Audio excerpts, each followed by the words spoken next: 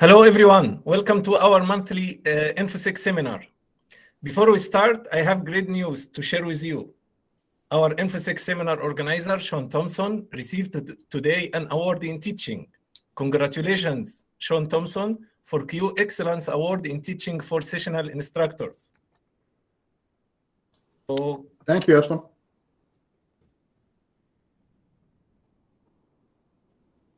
Then today we are pleased to have two of our brilliant alumni, Angie and Christine, to give us an interesting talk about the role of the Office of the Information and Privacy Commissioner of Alberta. Angie has been a member of the Compliance and Special Investigations team since April 2014, when he joined the OIPC. In addition to conducting offense investigations, he advises the OIPC on information security matters. Prior to his role with the OIPC, he worked at Alberta Health, where he helped lead the development and implementation of Alberta Netcare Professional Organizational Readiness Assessment and the Professional Logging and Auditing Standard. He also worked at Alberta Health Services, Governance, Risk and Compliance, and Information Privacy teams, advising business areas and project teams on IT security and information privacy. Angie has attended a Master of Science in Physics, a Master of Information System Security, a Bachelor of Science in Physics and Computer Science. He also has CISSP and CDBSE certifications. Christine joined the OIPC in April 2017, where she works on the Compliance and Special Investigations team. Currently, her focus is on conducting privacy investigations, such as offense investigations. Christine has a wealth of experience in public sector and the health sector privacy and information security. She has worked for the Faculty of Medicine and Dentistry at the University of Alberta, Alberta Health Services, Alberta Cancer Board, Alberta Health, and Alberta Children's Services. Her educational background includes a Master of Information and System Security Management and certifications in Information System Security, Privacy and Auditing, CISSP, CDBSE, CISA. Thanks, Angie and Christine, for sharing your experience with us, and thank you all for attending the seminar. For our guests from outside Concordia University of Edmonton, please register on the given form in the chat area to receive your attendance certificate. All yours now, Angie and Christine. Thank you, Dr. Abdullah. Thank you, everybody, for being here with us today. It's really a pleasure for me to come back and be able to talk to my fellow colleagues, especially the students. Some time ago, I was also on the other side. So I hope that my experience and the experience that Christine will share with you will give you some motivation in regards to where you head to after you're done with your program. The role of the Office of the Information and Privacy Commissioner. I want to emphasize on the word information and privacy. That means we got two aspects here. We got access and then we got privacy. During this discussion, we will talk about some of the key things that we do in the office. And then especially for the students, you can see where you come in after you graduate. The intersection between privacy and security, because these two go hand in hand. Without much ado, here is what we have as an agenda, for our audience today. We'll talk about the organizational structure of the Office of the Information and Privacy Commissioner. We talk about the privacy laws that we have in Alberta. We talk about the rules of the OIPC in regards to the privacy laws. We talk about some key things that we do in the office, which include privacy impact assessment. We talk about privacy breaches, and we will contrast that with security incidents. We'll talk about some investigations that we do in our office, especially offense investigation. So there are two parts to this discussion today. So Christine will take the first part, and then after that I will jump in, but we will talk and add information as we see fit and we go through. I my hope is that, at the end of this, we can have some really good discussion or questions in regards to some of the areas that we'll talk about. Christine, it's all yours. All right. Okay, so first we wanted to tell you a little bit about our office. The commissioner is an officer of the legislature. This role is independent of the government of the day, which makes sense because she's the regulator for the privacy laws. She reports to the Standing Committee of the Legislative Assembly, which represents all parties with elected officials. And the current commissioner is Jill Clayton. She's done an amazing job over the last 10 years. She's been commissioner for 2 5-year terms, but is not seeking re-election. So she's going to stay commissioner until they find a replacement, and we're thinking probably we'll hear about that in the next month or 2.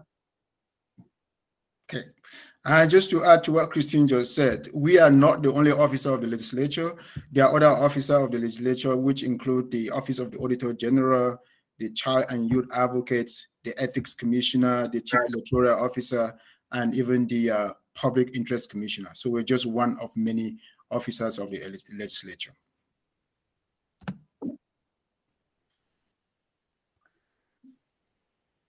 So at the OIPC, we have a vision and a mission. Our vision is to have a society that values and respects access to information and personal privacy. Our mission is to advocate for the access and privacy rights of Albertans, to ensure public bodies, health custodians, and private sector organizations to uphold the access and privacy rights contained in the laws of Alberta. And we provide fair, independent, and impartial reviews in a timely and efficient manner. Well, that's our mission anyway.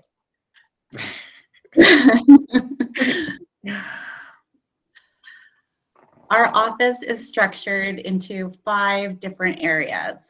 So first we have the strategic initiatives and knowledge management. So that involves our intake staff, our IT staff, and records management. Then we have the compliance and government relations group, and that involves 2 subgroups. So there's the mediation and investigation team, and then there's the team that Angie and I are both on.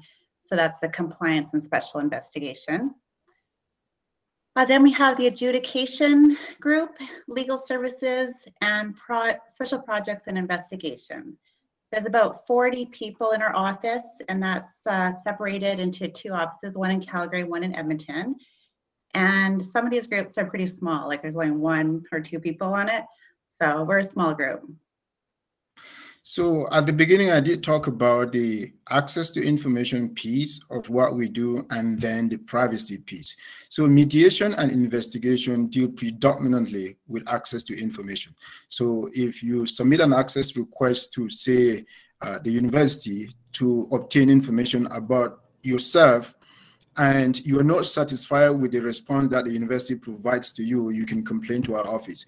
And the mediation and investigation team, we work with the university to make sure that the law is upheld in regards to your access request. If it's not, then we can do an investigation, and at some point the commissioner can issue an order to the university to comply. And that order can only be challenged in court. Otherwise, the university has to do that. The things that we're going to talk about compliance and special investigation, like the PIA, will give you a lot more idea into what Christina and I do every day at the office. So let's talk about our 3 privacy laws in Alberta. So the Health Information Act applies to healthcare custodians and health information. So health information is not only diagnostic, treatment, and care information, but it's also registration information. So that's patient name, address, that type of thing. Custodians are defined in the Act. So for example, a chiropractor is a custodian. So the health records created by the chiropractor and his or her staff would fall under the HIA, but a physiotherapist's health records would not, as a physiotherapist is not a custodian under the Act. So PIPA would apply to that information. The HIA requires custodians to protect health information and to ensure patients have the right to access their health information. So interestingly, This act is not really consent focused like some of the other privacy laws out there. The act actually provides the custodian with the legal authority to collect, use, and disclose health information without consent. And this is to support treatment and care. Consent is required in some cases, though. Then there's FOIP, so the Freedom of Information and Protection of Privacy. And this applies to public bodies like schools, the City of Edmonton, police. The public have a right to access records of the public bodies, and individuals have the right to access their own personal information. Public bodies must also protect the personal information in their custody or control. The third act is the Personal Information Protection Act, and that organizations that operate in Alberta and provide services to Albertans will be required to comply with PIPA. So PIPA was deemed substantially similar to the federal Privacy Act called PIPEDA, Personal Information Protection and Electronic Documents Act. So you might have heard about PIPEDA before, but in Alberta, we follow PIPA. And that applies to the private sector. There's also multi-jurisdictional issues that need to be considered. So multiple acts might apply in some cases. So one example would be a physician's clinic. The health information would be governed by the Health Information Act, but their staff's HR information would be governed by HIPAA.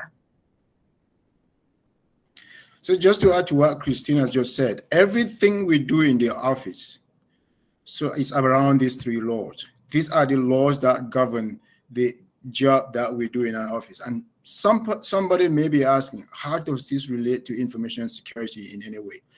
It looks like there's no relationship, but there is, and that relationship is embedded in the law. For instance, we know about privacy. Privacy, the aspect of confidentiality is very key. And in this case, when we talk about privacy, we talk about identifying information. If there's no identifying information, there's no privacy. So all these laws apply when there's identifying information. So in information security field, we know about CIA, the confidentiality, availability, and integrity. We've already talked about confidentiality in privacy. Now, what about integrity? The law says that if you have information about me and you're going to use that information to make decisions that affects me, you have the right to make sure that that information is accurate and correct. That is the aspect of confidentiality that falls in. And then the law also says, as Christine mentioned earlier, you have the right to access your information in the custody or under the control of a custodian, a public body, or an organization. What does that mean? It means that these different entities, they have a duty to make sure the information is available. So now you can kind of see the intersection between privacy and security. We'll see more as we move forward. So our office has many responsibilities, and we've listed a few here. So we oversee and enforce the administration of the acts to ensure that the purposes are achieved. As Angie alluded to earlier, we resolve access and privacy matters through mediation, investigation, and adjudication. We order compliance to any provisions of the three acts. So if you go on our website, you can see all the orders and judicial reviews. We review and comment on privacy impact assessments. We review privacy breaches, and we give access and privacy advice and recommendations to custodians, public bodies, and organizations, and just the general public. And we inform the public and the act and receive their comments. We also have, under our mandate, we're to provide education to the public. So doing things like this is important to our office. Absolutely.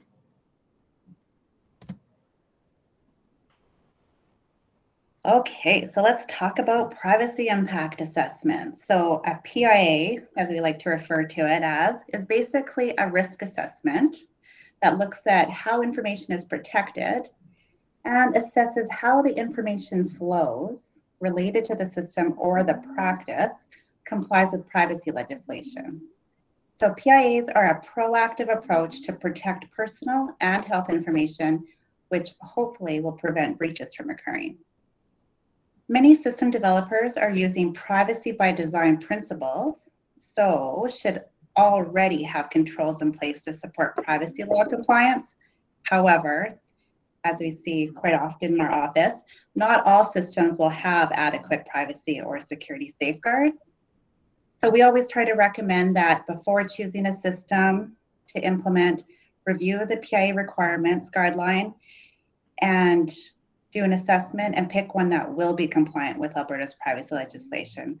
It's a lot more challenging to try to retrofit all the requirements after you pick a solution that has quite a few gaps. So under the Health Information Act, Section 64, it requires that a custodian prepare a PIA that describes how proposed administrative practices and information systems, so not just technical stuff, but also the practices relating to collection, use, and disclosure of individually identified health information may affect the privacy of the individual who is the subject of the information. And this PIA must be submitted before implementing the new practice or system and before any proposed change occurs to that system or practice. So the HIA is the only act that has this mandatory requirement to prepare a PIA and submit it to our office for review. Public bodies under FOIP and organizations under PIPA are not required to submit PIAs, although it is great when they do because it shows transparency and an effort to ensure that their new system or practice has reasonable privacy and security safeguards. It also allows them to get a third-party review and to see if we have any recommendations for them that they might want to consider. We would much rather provide these recommendations during a PIA process rather than in a breach situation where we provide recommendations that they should have had in place. So a little bit about our process. We receive these PIAs usually via email nowadays, and they're assigned for review. And then individuals on our team will be assigned a file and we'll look at the document, and we usually do have some follow-up questions. And the goal is to accept the PIA, but not all PIAs are accepted. So when we say that it's a risk assessment, we don't take that word very lightly. And sometimes people think that a security risk assessment is good enough. No, it's not. It is an important component of the PIA itself. It is not the only thing that we look for. We look for some other things, as if, do you have the legal authority to collect the information in the first place? Do you have the legal authority to use it in the way you said you're going to use it? Do you have the legal authority to disclose it to some other parties? So we add that together. So there's the privacy aspect and there's also the security aspect. Christine mentioned about PIA acceptance. We do not approve PIAs, we accept them. By that, we means that if I accept a PIA, I'm saying that based on my review and based on the information that you've provided, you have taken reasonable steps to protect either personal or health information. And sometimes we accept PIA conditionally, and we say, okay, I accept this PIA on the condition that you fix this number of issues. And if the issues are so many that I'm not comfortable accepting them, I just say, listen, I'm sorry, I cannot accept this PIA. You need to go back and fix those issues and then come back.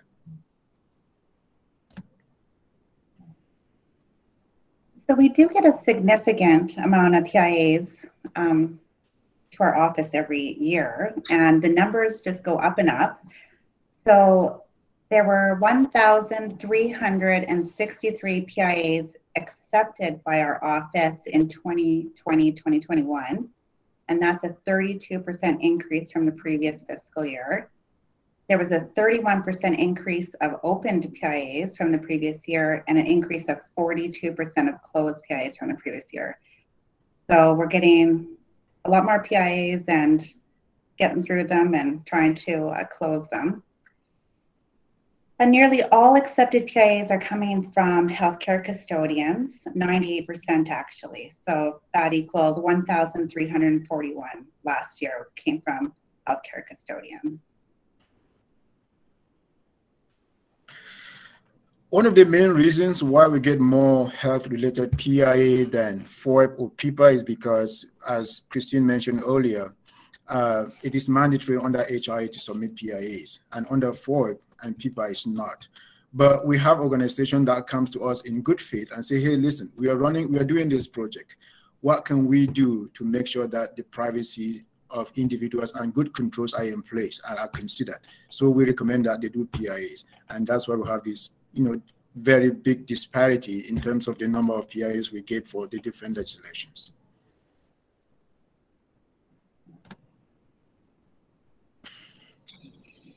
So what is in a privacy impact assessment? Well, if you go to our website, you'll find a PIA requirements guide, and that's the link there.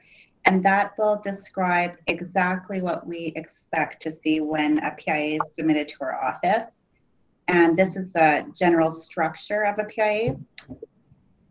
So I'm just going to, it's pretty self-explanatory, most of those sections, but Angie was talking about the information flow. So section C, we'll be looking at all the data elements and how the information is flowing.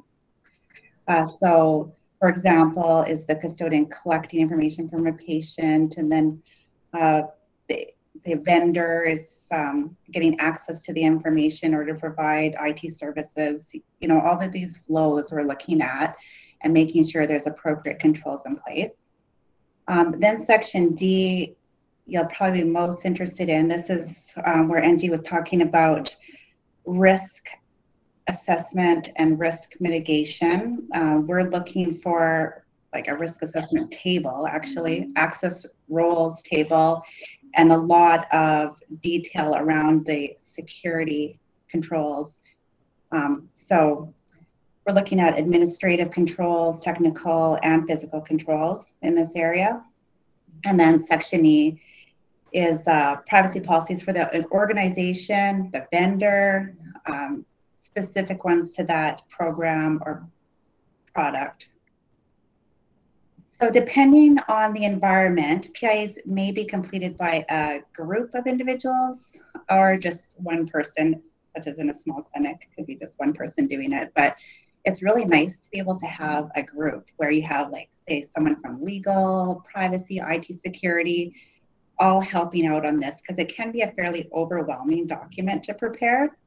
And especially having someone with IT security knowledge is going to be extremely helpful, because we are looking at encryption algorithms, access controls, including authentication methods, secure storage of credentials and the information, audit logs, auditing processes. So that technical piece is huge in this.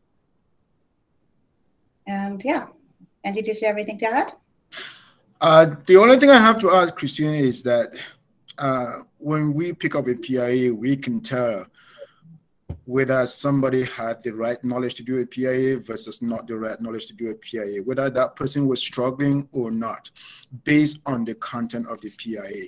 And sometimes it's something that you can go through and say, hey, listen, this person is doing quite a good, putting in a lot of effort to get this done. And you can assist that person to go through the process. Sometimes it is something that if you have to go through, you have to rewrite the PIA for that organization. And that is not something that we do, because you can't write the PIA and then review it and provide feedback. So the independence is that you do it and then we provide feedback. And it is not that easy. That's why the expertise of information security professionals comes in. The technical aspect of it is so important that everything we do these days have that piece in it. If you don't understand it, you might not end up doing a good job.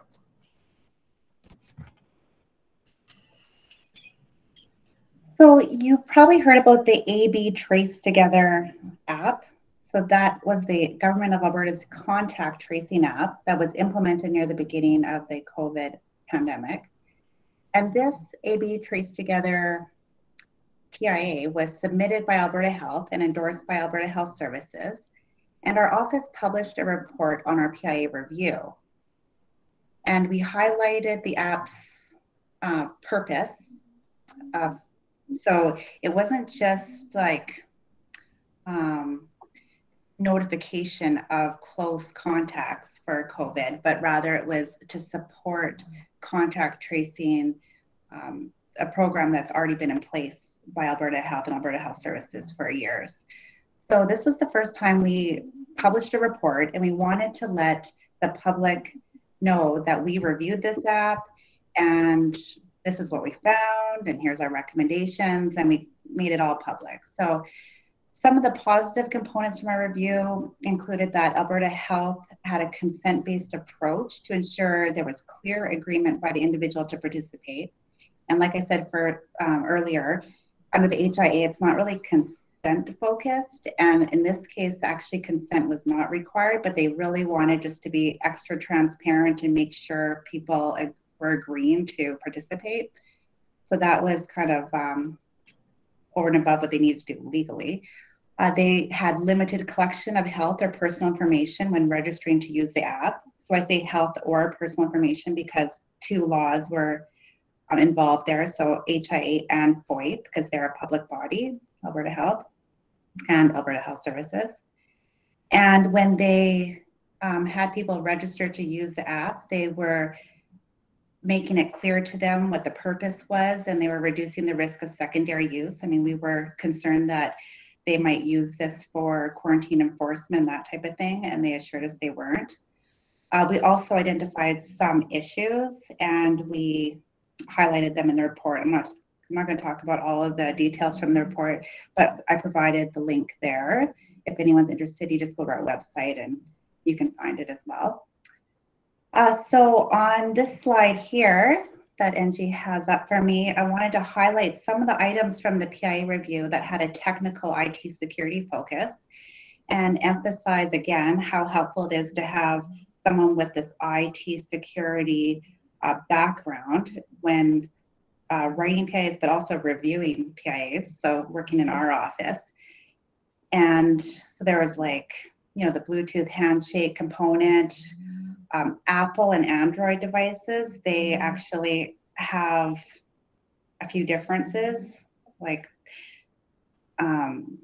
just for notifications, for example, they will allow certain things with Apple and that Android won't do. And so like if a user was seeing both, they're getting a different feel from what is being presented. So that was interesting to me. Securing data in transit and rest, so we're looking at encryption algorithms mostly there. And then system access controls, data accuracy and integrity, segregation of data, hashing the credentials and the information to prevent re-identification, decommissioning the app system. So when it's no longer needed, what are they going to do with this app and the information? You know, we want to make sure that it's done properly. So those are some of the things we're looking at in that PIA. So one of the things that Christine failed to mention is that she was in charge of reviewing that PIA. And when the report came out, she was, I called her and said, listen, it was a great job. The reason I say this is because having that technical background helps significantly. I'm not saying that if you don't have a technical background, you can't work in our office. No, of course you will work in our office because we have people around. It's a team environment whereby we consult each other in regards to what we do. But having that extra edge is always good. Maybe if I didn't have it, then I would suck in doing what I do. But I'm not saying I'm good in it, but you know, that gives me some level of comfort to approach things in a different way and look at it before I go to somebody and say, hey, what do you think about this? So that was one of the biggest PIAs that, if not the biggest, that we worked on during the COVID-19 pandemic. And it was just around the beginning of it, and everything was all over the place. So we thought, you know what, it's good to be transparent so that we let the entire public know what is going on in regards to when you download that app, what you're doing about it. You can consult our website and see what it's going to do. With, you know, our PIA process is a way by which we influence the way things get done within the health sector, within the government of Alberta, and within Alberta. One of the key PIAs that we also review in the office is My Alberta Digital ID Authentication, which we use that these days to access my personal health portal. We use that to access your driver's license. That PIA was submitted to our office under FOIP. And when Service Alberta came on board, they're like, listen, we are trying to implement this service whereby you have one authentication for all government services. What do you want from us? And we said, okay, talk to us what you want to do, and we can tell you what we will want from you guys. So, and we are very happy that it became so handy during the COVID-19 pandemic. Okay, let's shift gear a little bit and let's talk about privacy breaches. We already know what security incidents are, considering that we are all security professionals, and maybe some of us are all familiar with privacy breaches. When there's a threat agent that impacts CIA, confidentiality, integrity, and availability, technically that's a security incident. But if that impacts a system that stores identifying information, then privacy breach comes in. So if somebody causes a denial of service in a system that holds health information, it's a security incident that leads to privacy breaches, to a privacy breach. So privacy breach within the face of the law generally talks about unauthorized collection of information, identifying information in this case. I'll just use the word identifying information so it can apply to health information or personal information. Say, for instance, I'm going to buy liquor and they want to verify that I am 18 years old. So the guy said, okay, can I see your ID? I said, sure. I pull a driver's license. All he needs to do is look at my face to verify if I'm the one, and then look at my date of birth to see if I'm 18 years old. But if the guy tells me I need to take a photo, I need to take a scanned copy or a photo of your ID, then I start asking, okay, my driver's license has my face, my height, my eye color, driver's license number, and a bunch of other information in it. All you need to do is look at my face and my date of birth. Once you take a scanned copy, that means you're collecting a lot more information that you need for that specific purpose. And that's the problem. That's the privacy breach. Access, unauthorized use, and authorized disclosure of information. That's also a definition of privacy breach. In the health sector, we see a lot of people that have access to health system.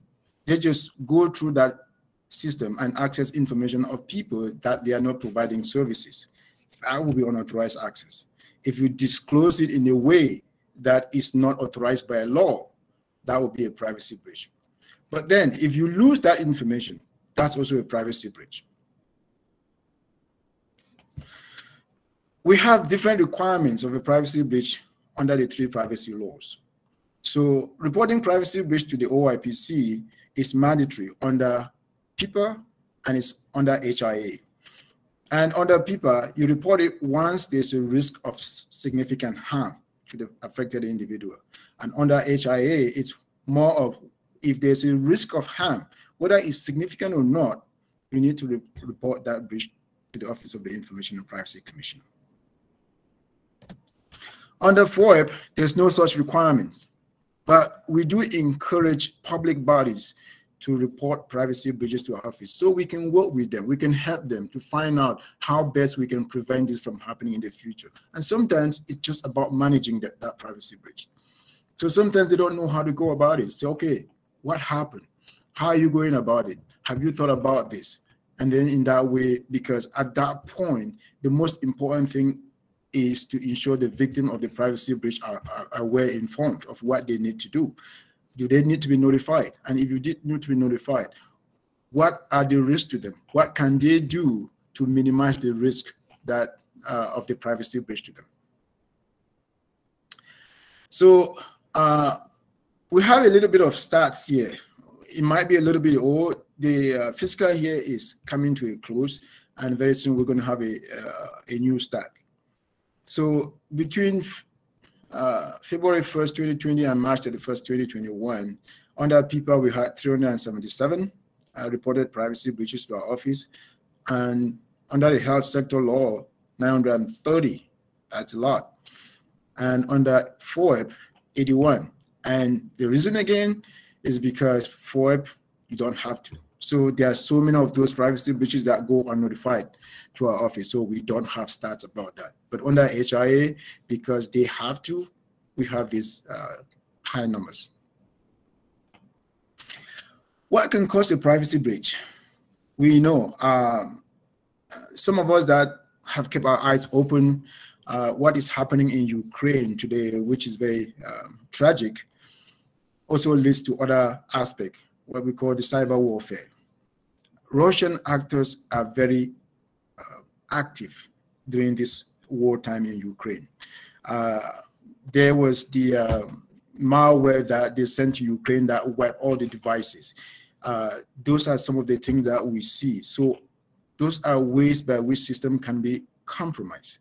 Social engineering, ransomware, hacking, malware, misconfiguration. I remember dealing with a privacy breach once in our office whereby a company that sells cannabis required that if you're buying anything on their site, you upload a photocopy of your ID so that they can verify that you are over 18, for instance, and then they would deliver that. They were using Amazon Web Buckets, and somehow that bucket was misconfigured. What happened is that all the scanned copies of ID got spilled over the internet. Somebody found it, not even the company, and reported that to our office. We were able to download a lot of photo IDs just to contact the company and say, listen, are you aware this is going on? And they were never aware. And it was not a problem with the bucket, it was a problem with the misconfiguration of the bucket. Snooping is what I said earlier about unauthorized access without any business reason. We see a lot of that in the health sector. I don't know if you are familiar with Alberta Netcare. It's the electronic health record system used in the entire province. So we'll see a lot of snooping involving access to Netcare. And that snooping is done by people that are authorized to access the system for work purposes, but they go beyond that. So this is what we call insider threat. And then you have human errors. Sometimes you just click the wrong button and you send an email to the wrong person, and that email contains very sensitive identifying information. Sometimes you type a fax number wrong and then you end up sending it to the wrong person. And then sometimes it's just types of information, and sometimes you just have employees who are not happy, and for some reason they decide to do things that is against the policy. And things about rogue employee is that, first of all, they are authorized to have access to the information for the purpose of their job. And that makes it scary, that because they are authorized, they can do things that can hurt many more people. ONG, can I just jump in? Christine, please, if you have anything. Yeah, I just wanted to give a few more examples. So we're noticing quite a bit of social media related breaches. So employees posting information on social media sites, making fun of patients, that type of thing, or just shock value, put information up there. And also pharmacy mix-ups are a really high breach that we get. Like, we get a lot of those breaches in our office where there's pharmacy mix-ups, so the wrong person gets medication. So yeah, those are just some extra. Okay, thank you, Christine. Now let's move forward to a little bit of a lot more fun stuff. Offense investigations. What exactly are these investigations? These are some of the key things that Christine and I do in the office. When we have an offense investigation, it's one of the top investigations that we do in the office, because some of them end up going to court, which means we have a very specialized process to make sure that whatever thing we do, the evidence is admissible in court. And as I said earlier, nothing we do in the office is outside of our legislation. So we, first of all, have to make sure that we have the authority under the 3 laws to do what we do in this area. And the different provisions are listed here. 107, FOIP is 92.1, and PIPA is 59.1. So without this authority, the commissioner cannot initiate an offense investigation. And how do we get to that point? Sometimes we get privacy breaches that are reported to our office. The commissioner reviews that and says, this seems to have crossed the line. And it's crossed the line from a simple privacy breach, and now it's moving to the other side, which is the offense investigation side. And sometimes it's a complaint. There's a case that Christine worked on where an individual was involved in an accident. And that individual was a pharmacist. And the victim of the accident was just somebody that had access to, was a patient. So that pharmacist had access to Netcare. So, and wanted to pressure the victim to accept compensation for the accident. But instead, he went to Netcare and accessed health information of that victim and tried to use that to blackmail that individual to accept that the suggestion that he had. So the victim reported that to our office, and the commissioner opened an offense investigation, and Christine worked on that, and that guy got prosecuted. So what I'm saying is, there's these avenues where we can get an offense investigation. So privacy breach, it could just be somebody like a concerned public citizen complain to our office, and then it becomes an offense investigation. A good example is unauthorized access to health information in an information system. The language of the law says, no person shall knowingly gain or attempt to gain access to health information in contravention of this act. That is the language of the Health Information Act, section 1072A. This is the premise of what we use to do an offense investigation. First, we need to prove that that individual gained access or attempt to gain access, and we also need to prove that the individual gained access or attempt to gain access knowingly. If that individual didn't know, then we have a problem. We can't prove the case. And our standard of proof is proof beyond reasonable doubt. It's not balance of probability. We have to prove beyond reasonable doubt that, listen, this offense or alleged offense actually happened. There's also the aspect of chain of custody. Every evidence that we collect, we need to maintain the chain of custody, because if it goes to court and there's a question about it, we should be able to answer that question. If there's a question about it that may have something to do with the reliability of the evidence, we got a problem, because the case could be dismissed on a technicality or some other aspect of it. So that chain of custody is very important. Reliability of evidence is something that comes into play.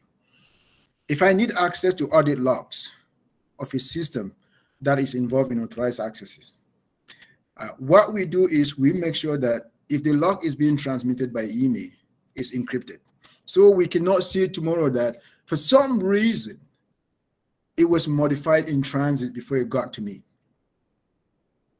If we can't do that, we can't prove that it's still reliable, except we get what we got and we compare with what was at the source before we can do that. So we try to eliminate some of those things.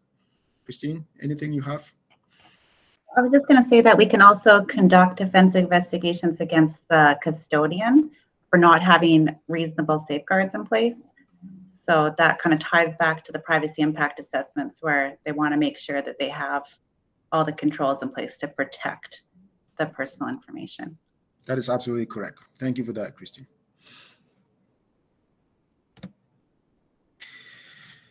So some of the evidence we rely on during our offense investigation, depending on the case, if it's unauthorized access to health information or personal information in general, we will want to know what the audit log says about that access.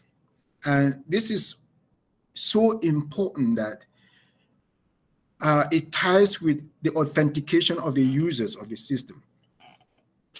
If we have any situation where the audit log says you did this and this on this date, but the users come and say, by the way, we share accounts all the time, that throws the authenticity of the audit log in question, because there's a possibility that I didn't do it. It's possible that Christine used my credentials and accessed this information. If I can't prove that it was me, then I have a problem. If the audit log is coming from a generic account, then we have a problem. There's no way we can prove about it, because as we know, a generic account can be used by anybody. So that's why even in the legislation, we have the logging and auditing standard, which states that audit logs of information system must contain these data elements. The reason this was put there was because it assists us in doing our offense investigation or other privacy-related investigation. And as we know, unique user ID and password leads to accountability when users access the system. Now, determination of unauthorized accesses is something that is not done by us. We get an audit log, we said, okay, you are the business. Based on your business processes, what can you tell us? What can you tell us within this log? Which of these accesses are authorized and which of these are not authorized? Then the business area tells us, and then we use that as evidence. Then we also look at the privacy and security practices. Do we have evidence of training? Because the knowingly aspect of it is that if you knew through your training that you should not inappropriately access health information, but yet you did it, that means there's no doubt in my mind that you knew it was wrong to do it, but you did it anyways. But if we do not have any evidence of training, either through the custodian or the public body, or through your college, or through your course that you took somewhere, then we have an issue proving the knowingly part of it. So training always goes with knowingly. We interview witnesses.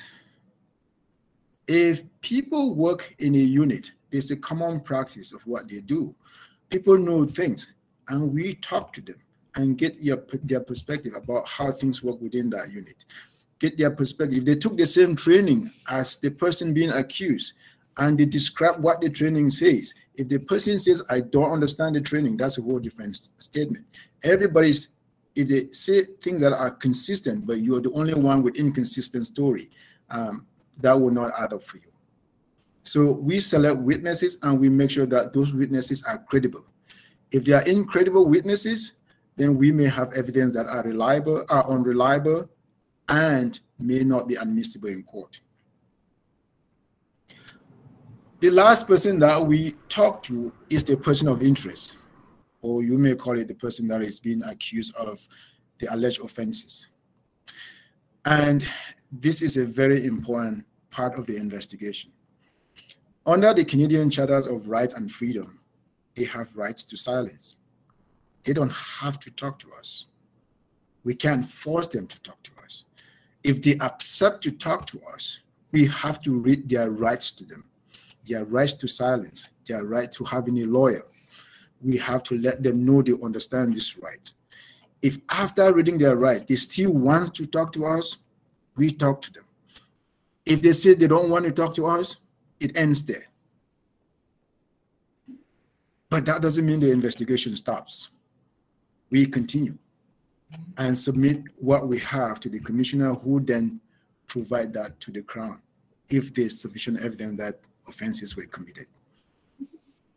I just wanted to jump in and say that this ties back into my comment about our mission, about providing fair, independent, and impartial reviews. So when we do these investigations, we don't take sides. We just gather the facts and present them, and then let the courts decide what will happen. Also, we're running out of time, NG, so we might want to kind of go through the next couple slides quickly so we have time for questions. Absolutely. Thank you for that reminder. So the investigation report is something that, as Christine said, we just lay down the facts. Our opinions are irrelevant. Lay down the facts. The commissioner decide on the facts and say, okay, I'm going to send this to the Crown. So the commissioner refers the case to the Crown, and there are two things that can happen. The Crown can recommend that charges be laid, or that it will not be in the public interest for charges to be laid on that interest, for that individual to be prosecuted. And if charges are recommended by the Crown, Christine or myself, we make sure that those charges get laid. Prosecution can only happen 2 years after the commissioner was made known of the offense. After 2 years, the statute of limitation expires, and that individual may not be prosecuted anymore. Once charges are laid, then the case is resolved through the court system. It's no longer the OIPC. It's the Crown that takes over the case, and then it goes through the court. The judge does his thing, and then if there's a guilty plea or the person is found guilty, then there's a fine, including probation order, community service, depending on how the Crown put forward as penalty. And the penalties are here. I'm not going to go through that. They're in the legislation. So what the Crown does is also governed by the legislation. They cannot give a penalty if that is outside what the legislation specifies. But they can add certain things to it. Sometimes you do an investigation, it has a criminal aspect of it, and then the Crown will impose a penalty from the Criminal Code of Canada. So we just do the work, and then the Crown can decide what kind of penalty is required. Our first conviction under the Health Information Act was done in 2007. And so far, we have about 20 convictions. The last one was this last February 7th, 2022. And that was one of my cases. So we have all these things on our website. Maybe we can just open the line for questions. Great. Thank you so much, Angie and Christine, for this interesting talk. So any questions? Yes, Obiora, please go ahead. Yeah, so I just wanted to know, like, if someone is interested in working with the OIPC, should he be concerned with just these 3 privacy laws, HIA, PIPA, and PII? What of something like CASU? Is it enforced by the OIPC too? Christine, you want to take that, or you prefer me to take it? I think the question was with CASO, if we regulate on that too? Yeah.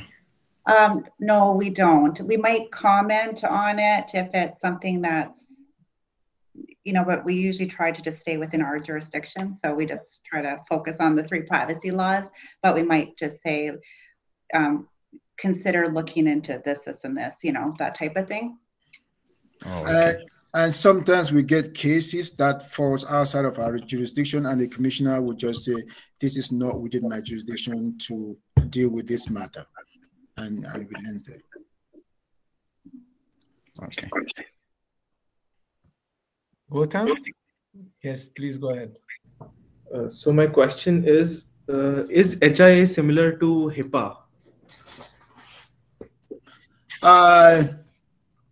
That would depend.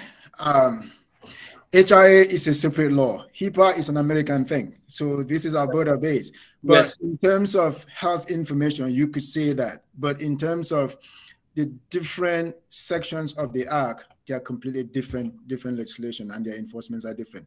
But the only similarity is that they deal with health information, put it that way. Health information, okay. So there is something similar in HIA also, like the information that the organization is keeping, there is nothing to do with that. That the information, okay. Yeah, and sometimes we get American vendors, all right, and we ask them when they do business in Alberta, and we talk to them about complying with HIA. They say, no, we already have people. We say, yeah, we know that. Thank you very much. But we are not in the States. We're in Canada, and specifically, we are in Alberta. What can you do, or what can you tell us that you have complied with in HIPAA that may be consistent with the Health Information Act, so you don't do the work twice? Okay. And then we go ahead and try to find a way to work it out. Okay. So that was my second question. So if any company that is working in, any US company that is doing its business in Canada, in particular in Alberta, so is that company obliged to be compliant with HIA, or you can they can? Yeah, yes, they will need to comply with the Health Information Act. Okay. Yeah. Thank you. Any other questions? For our guests again from outside Concordia, I am resharing the link. Please register here to receive your attendance certificate. Any other questions?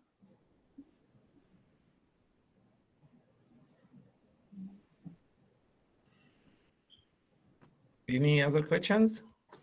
Please don't be shy. Talk to us. If you want to ask anything about the program, about their experience, guys, you can ask them. Yeah, anything that you think. I mean, we sat where you are today, all right? So we've been there. So feel free to talk to us. And even if you want to talk to us outside of this forum, that's still fine. But we definitely welcome any questions that you may have. Okay, please. I want to know, like, why is it that the privacy laws in all of Canada are not just uniform? Is there a reason for that? To have one privacy law for the entire country? Yeah. Oh boy, that's a tough one. I would say, I mean, look at the way we're divided, all right? We have provinces and territories, and we have certain areas that are managed by the federal government, and some are managed by the provincial or territorial government. So I think privacy is within the mandate of the provincial government in Alberta or territorial government in the entire Canada. So that's why we have this separation. But as Christine mentioned earlier, in the private sector privacy, private organization, if they don't have a specific law, here we have people, then they deal with the federal law. So because we are so smart in Alberta, we can do our things our own way.